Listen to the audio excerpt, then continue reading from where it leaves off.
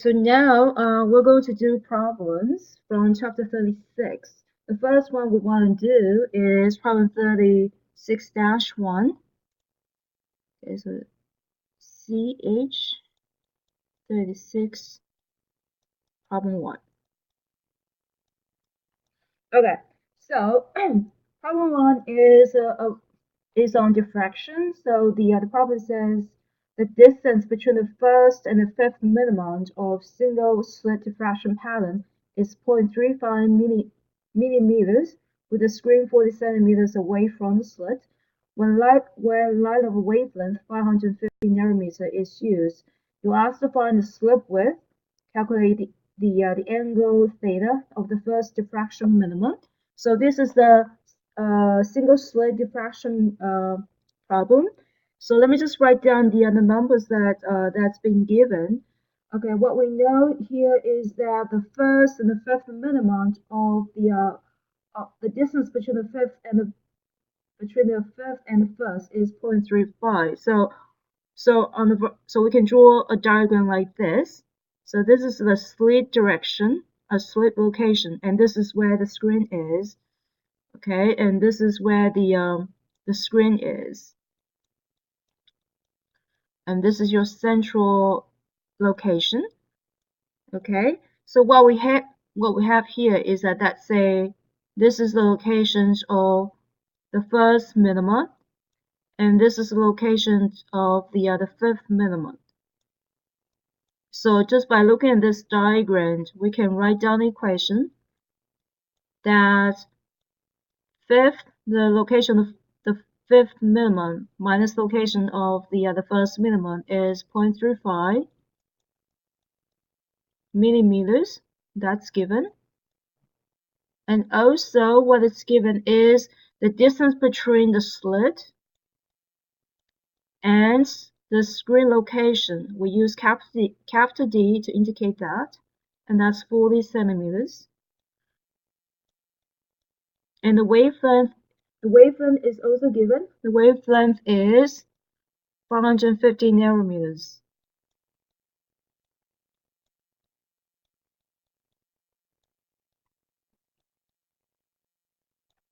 Okay, so this is the according to the information, we can draw the diagram and associate those numbers with the symbol. And in part A, you asked to find the slip width. Okay, so where do we start? So this is your part A. Now what we know is that for single slit, a diffraction pattern, the minimum is sine theta, a sine theta, that's equal to m lambda. This is the equation for the single slit diffraction pattern. And your m here runs from 1, 2, 3, 4, 5, depending on the order number. Okay, and we know that we have the first order and the fifth order. So then what it means is that you can actually set out the equation based on that information. So you have your a, which is slip width, that doesn't change, and then you have your sine theta 1, which is referring to the angular extent of the first minima. And of course, then your m is equal to 1, so you just put down lambda here. And then we do the same thing for the fifth order. So you have your a here, and then you have your sine of, and then the angle here we use theta 5 to indicate that's for the fifth minimum. And so according to that, then your m is 5, so you put down 5 lambda. Okay, so you can see that we have two equations, and then we have two equations, and then it seems that we have three unknowns. Three unknowns are the slip width A, and also the angle theta, theta 1 and theta 5. However, so it appears that it looks like we have three unknowns. However, if we utilize this equation, that the fifth minimum, the location fifth minimum minus the location the first minimum is 0.35, that's given. What we can do is that if we look at this diagram, then you can see that your y1 can be represented by tangent. So let me just write here. So your y1 over d, is equal to your tangent theta 1. Okay, so you might say, okay, we have tangent theta 1, but then that's not sine theta 1. The problems, the thing with the single slit diffraction is that sometimes because the slit is so small, the angle is so small that the tangent can be approximated by sine. So this basically is approximately equal to sine theta 1. And then you do the same thing for the fifth order. So you have this over d, that's equal to tangent theta 5, and that's equal to sine theta 5 because the angle are so small. So in this case, what we have here is that this equation can be written as your A, and then your sine theta 1 can be represented by y1 over d, that's equal to 1 lambda. And then this equation can be the sine theta can be replaced by y5 over d, and that's equal to 5 lambda. Okay, so what we can do is that, so now you can see that we have two equations and one unknown. So in that case, you can subtract this equation from that equation, and then what we have here will be, you have your A and you have the common factor D, and then in the parentheses you have y5 minus y1, and then that's equal to 5 lambda minus 1 lambda, that gives you 4 lambda. Okay, so in this case your A can be calculated, and that is equal to 4 times the wavelength, which is 550, and then times 10 to the negative 9th, and then over, let's see, over, and then multiply by d, that's 40 centimeters, and then times 10 to the negative 12 to convert it to meters, and then divided by the separation. The separation is 0.35 millimeters, so that's 0.35 times 10 to the negative third. Everything is in SI unit. So in this case, your A value, let me just write down here. So your A value then, after you do the calculation, is 2.5 times 10 to the negative third meters. Okay, so this is how we calculate that based on the information. So this is just part A, and then for part B, you also calculate the angle theta of the first diffraction minimum. So in that case, what is the angle? So this basically is your theta 1 here. This, the whole thing, of course, is your theta 5, and you also find your theta 1. So if we just use this equation, then you can calculate your theta 1. So let's turn to the next page. Let's say A sine theta 1 is equal to m lambda, and your m here is 1.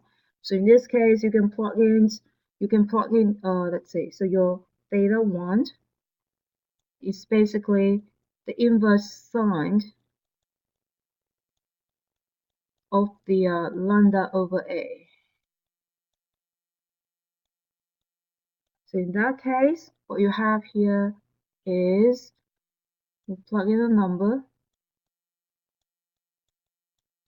and you have lambda, which is 550 times 10 to the negative 9th, and then you have your A, the slip width, which is 2.5 times 10 to the negative third, and then what you calculate will be 0.0126 degrees. Okay, And so you can see that this angle is really small. That's why we say that the sine theta, the tangent theta can be approximately equal to tangent theta, or sine and tangent are roughly equal to each other. And that is because the angle are very small. Okay? And then we're going to do problem 13. So let's turn to another page. Problem 13.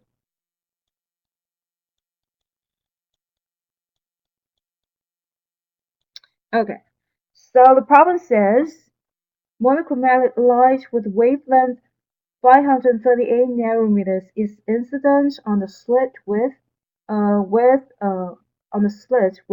that's 0.025 millimeters. The distance from the slit to a screen is 3.5 meters. Consider a point on the screen 1.1 centimeters from the central maximum. Calculate theta for that point, alpha, and also the ratio of intensity at that point to the intensity at the central maximum. Okay, so a diagram will look like this. This is the slit location. And okay, let me just draw the central maximum, central axis. And let's say this is screen. And the points on the screen, the location on the screen is known, and it is on the screen that's 1.1 centimeters from the central maximum. So let's say this is your y, and that's 1.1 centimeters. And the slit to the screen is 3.5. So let's say this is your capital D, that is 3.5.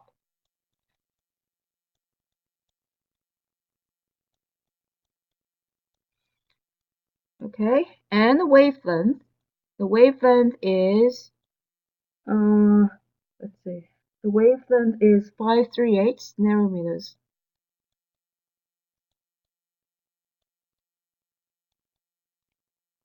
And the slip width, which is A, is 0.025 millimeters. So it's 0.025 millimeters.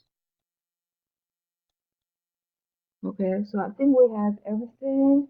And you're asked to find, the first thing you want to find is the theta for that point. So what is the angle of extent here?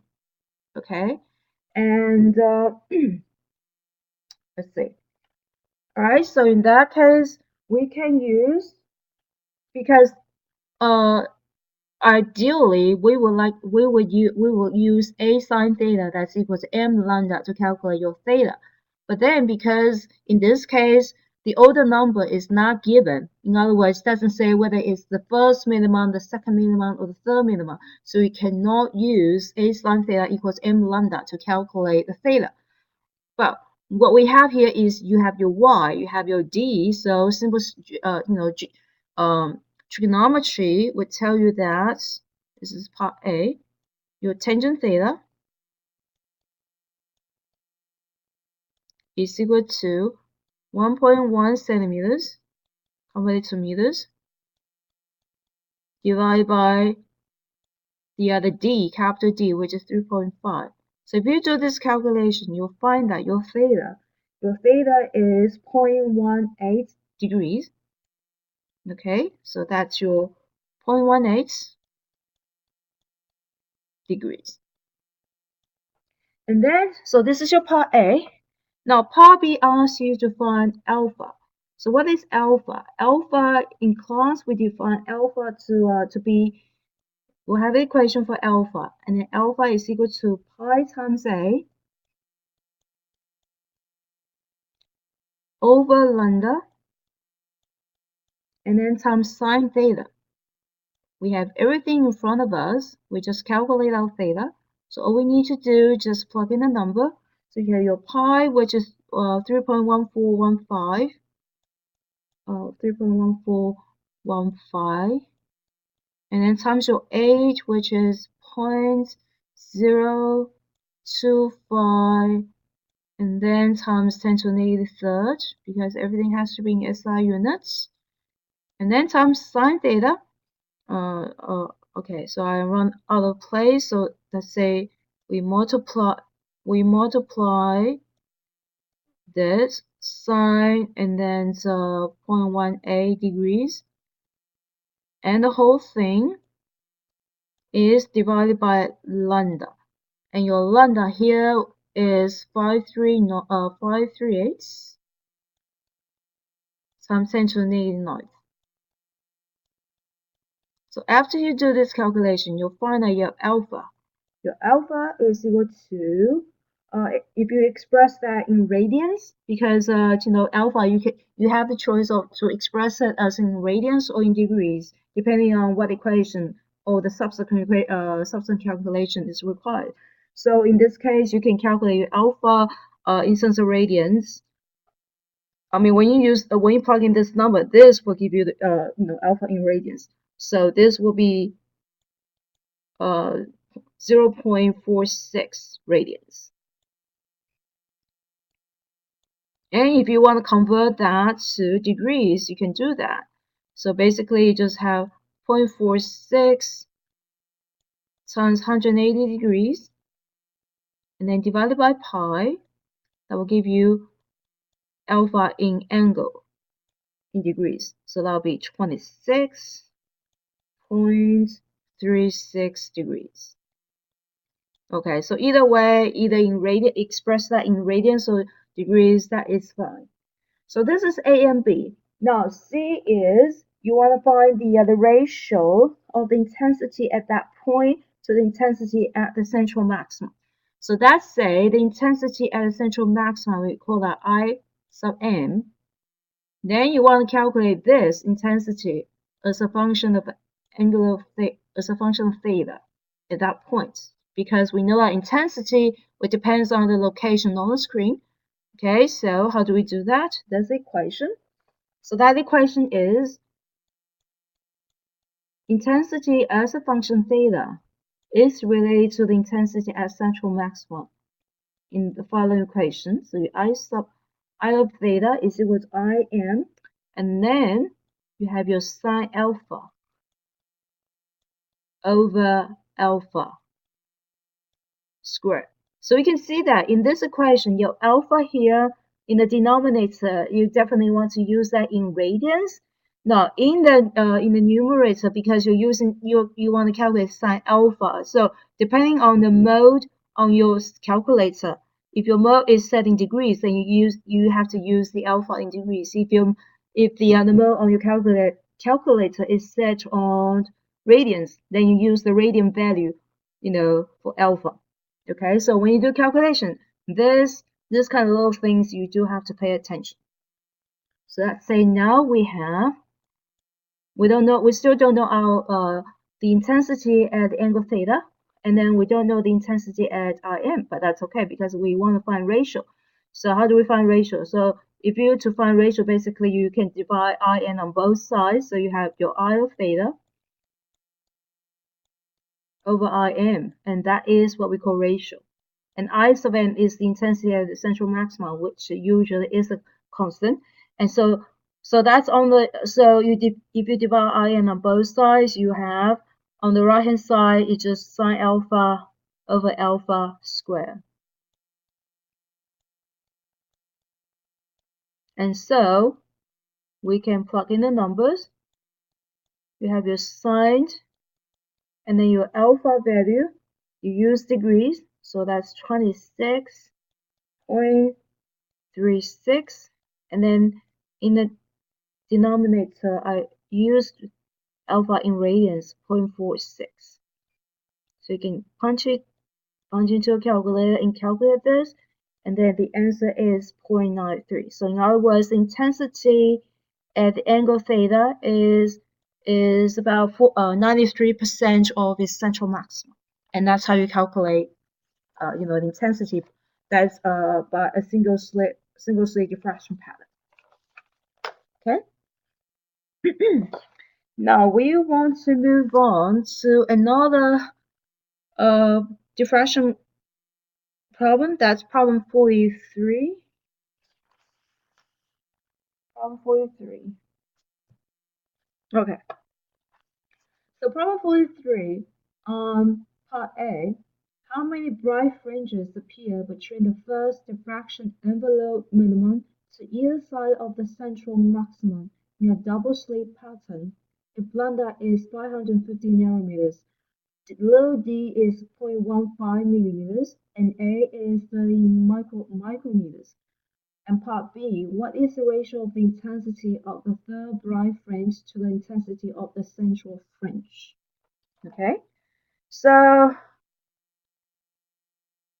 let's write down what we have. We're doing problem, this is chapter 36, problem 43. Okay, so let's write down what we have here. The wavelength is given, and the slit separation is given. The slit width is also given. So let's write down all the known quantities. So the wavelength is 550.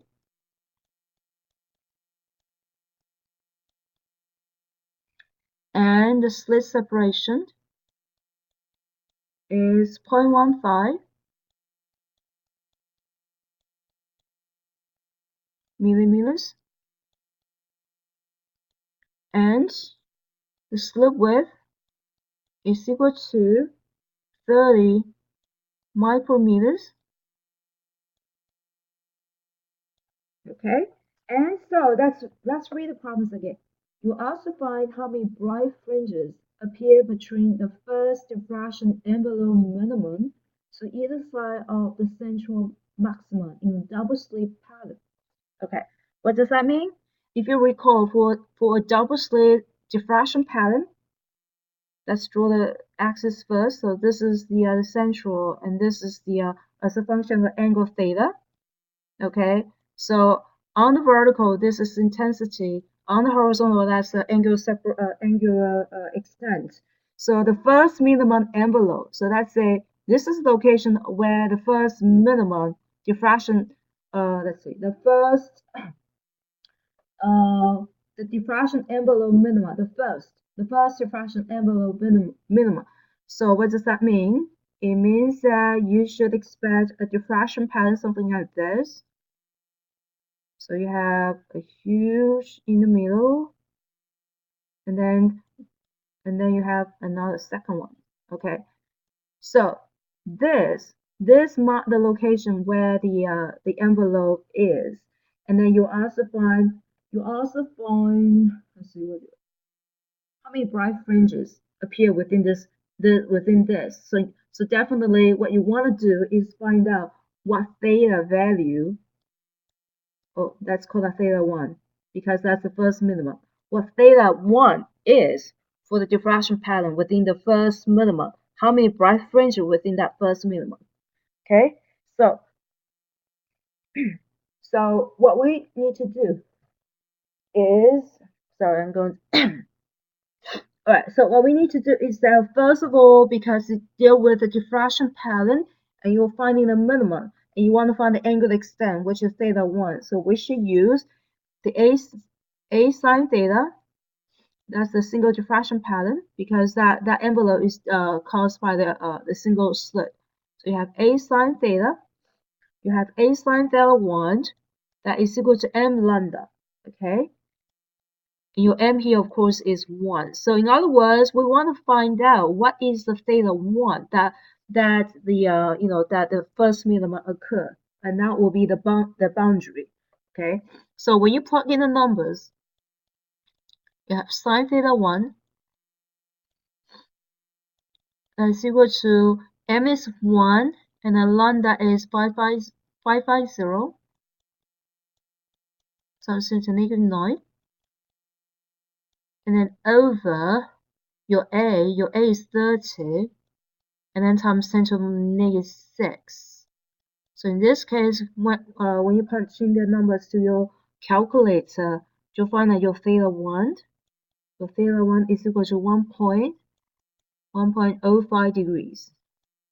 Okay, so we found out our theta 1 on this diagram that it is 1.05. That's where the first minimum diffraction occur. Now, you want to find out how many bright fringes within that bright, the first minimum. So in that case, that is the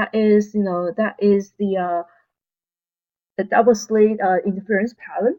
So let's use the equation for the double slit. So you have your d sine theta, okay, and now your theta, of course, is not any theta. There's a bound. I mean, if you remember your for the double slit, you have d sine theta that is equal to m lambda. Okay, now this m of course is different from the single slit m. That those are independent.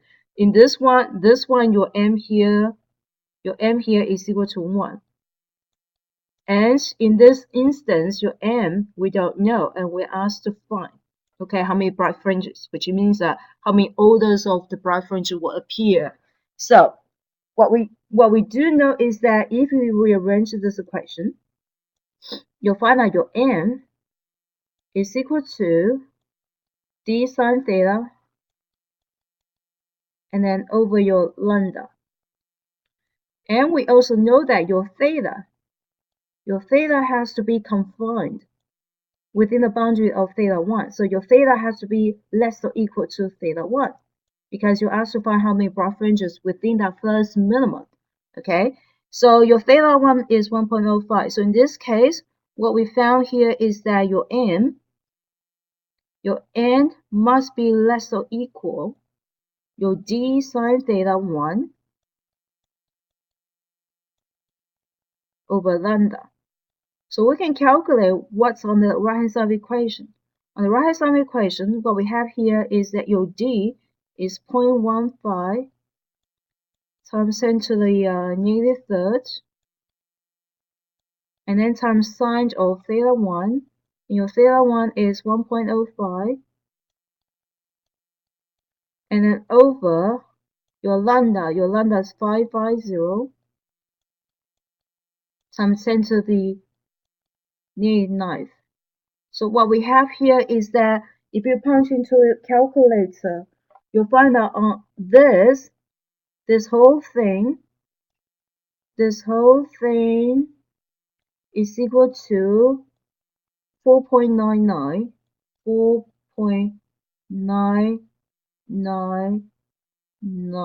You can see that you definitely do not want to round the numbers because your m is less or equal to 4.99. What does that mean? It means that your m will only run from -4 to -0 to +4, but not 5. Okay, so in other words, your m. So we have to go to the next page. Your m is less or equal 4.99, and your n has to be an integer number. So your options will be, because that appears on both sides, and on the left hand side we associate that with negative, on the right hand side we associate that with positive. So we will start at -4, -3, -2, -1, and 0, which is the central maximum. And then you have +1. These are the location where the bright fringes occur. +1, +2, +3, and then +4. Okay.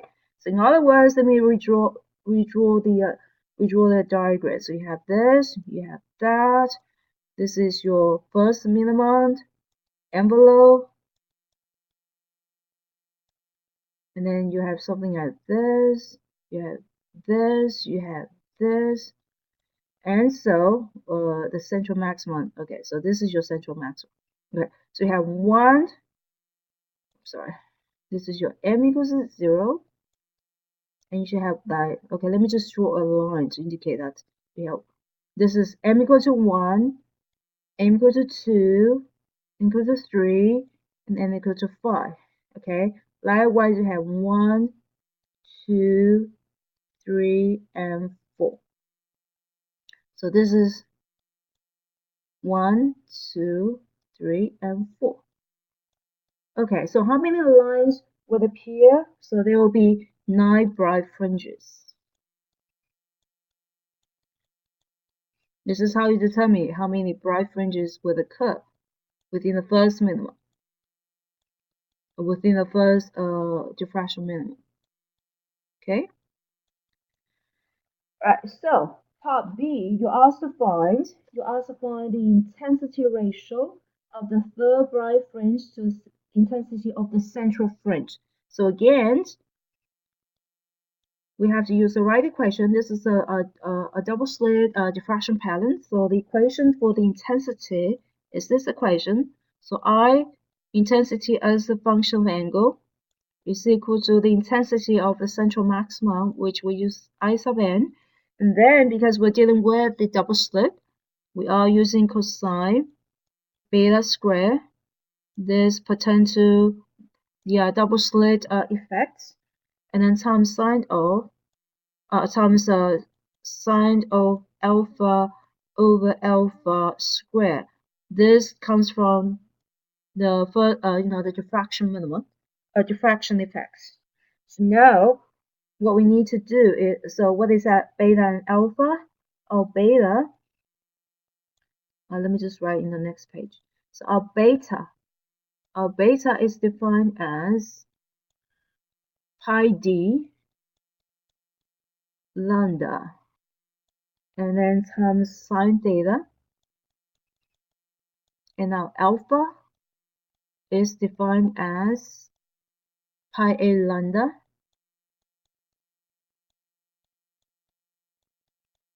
times sine theta.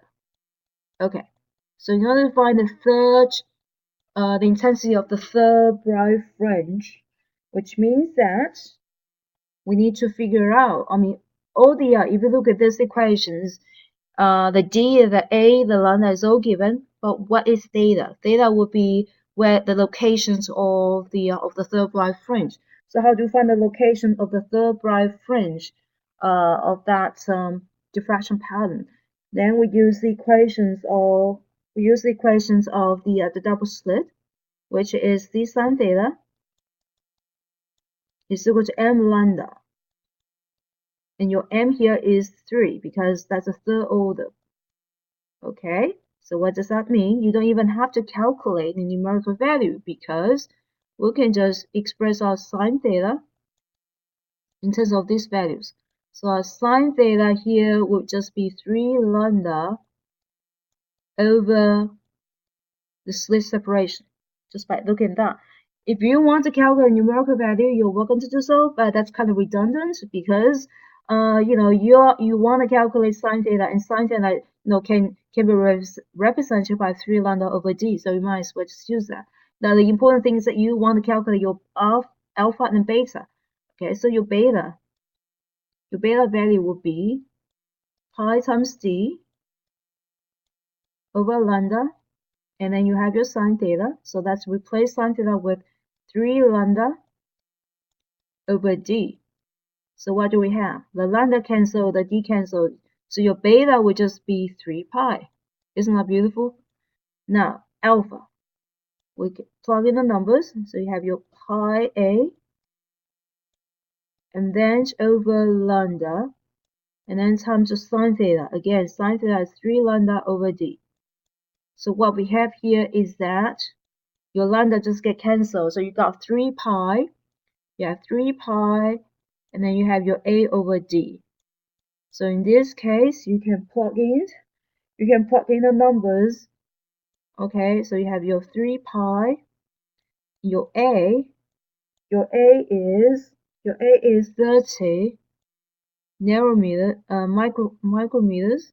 So 30 times 10 to the negative 6. And your d is 0.15, and then times 10 to the negative third, because that's in millimeters. So what we have here is that your alpha is equal to 0.6 pi. Okay, so you can see that your beta is 3 pi, your alpha is 0.6 pi. And then we can go back to this equation because we have everything here, because I of theta is equal to Im, and then cosine this one. So what you have here is that you can actually divide Im on both sides because you asked to find the ratio when Im is not given. If everything is given, then definitely you can just plug in the numbers. And that just equal to cosine beta square and then the sine alpha over alpha square. So what we have here is that the intensity ratio of the third bright fringe to the central maximum is cosine 3 pi cosine beta and then square it, and then sine of the alpha. Now the alpha 0.6 0.6 pi is actually equal to 108 degrees because my calculator is set in degree mode. So I calculate that. So sine of 108 and over the alpha, which is 0.6 pi. So when you plug in the numbers, you'll get the intensity ratio that is equal to 0.254, which means that the intensity of the third bright fringe within the first minimum, the first diffraction minimum is about 25.4% of the intensity of at the central maximum. Okay, so that is that. Now the last problem that we want to go over is problem 74 that deal with diffraction pattern by a circular aperture. 74. Okay.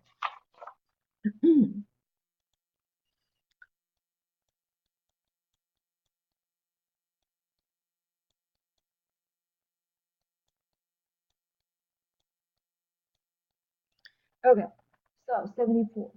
The problem says an astronaut in the space shuttle claims she can just barely resolve 2-point sources on Earth's surface, 160 kilometers below. Calculate their angular and linear separation, assuming ideal conditions. Take lambda to be 540 nanometers and the pupil's diameter of the astronaut's eye to be 5 millimeters. Alright, so what does that mean? So the astronaut's eye is acting as the circular aperture. So she's 160 kilometers above the Earth, and she said that she can barely resolve 2 point object on the Earth from the distance 160 kilometers above. So her diameter, or the diameter of the pupil is 5 millimeters. So this is something like this. This is the circular aperture or the astronaut's eye that has a diameter that's called a capital D, has diameter that's 5 millimeters.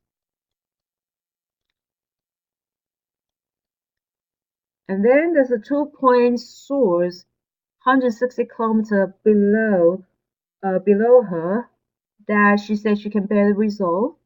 Now, in order for her to barely resolve two objects, so this is a kind of a exaggerated drawing. So in order for her to to resolve 2-point objects, of course, it has to satisfy Raleigh's criteria, and that is the theta r. The angle separation between these two objects has to be greater or equal to theta r, so that she can resolve these 2-point objects. Okay, so that's say. Okay, this is the angular extent. So like that, like that, and this is the central axis. Okay, so what is our theta r? So this will be one side. So the horizontal distance here is 160 kilometer, and the wavelength of light is 540 nanometers.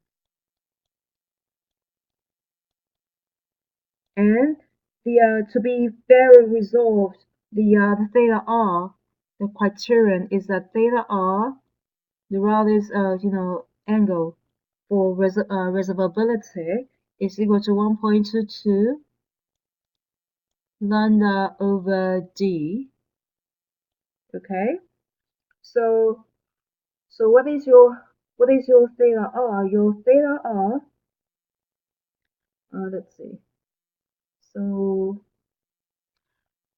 when we calculate this, you have 1.22 and then times the wavelength 540 times 10 to the negative 9th, and you have your d, and the d is actually this little d here, sorry. So that's your diameter. So that's 5 times 10 to the negative third. So the angle of separation of these two objects has to be 1.32. When you do this, it will give you the radians value. 1.32 times 10 to the negative fourth radians. Okay, so theta r. So theta r is, this is your theta r, the angle of separation. So in other words, the angle of separation is greater or equal to theta r before when it's barely in order for her eyes to resolve these two-point object, in order for it to so your theta has to be equal to theta r, so that you can barely resolve these two objects. Now, what is the lateral? So let's see, 74.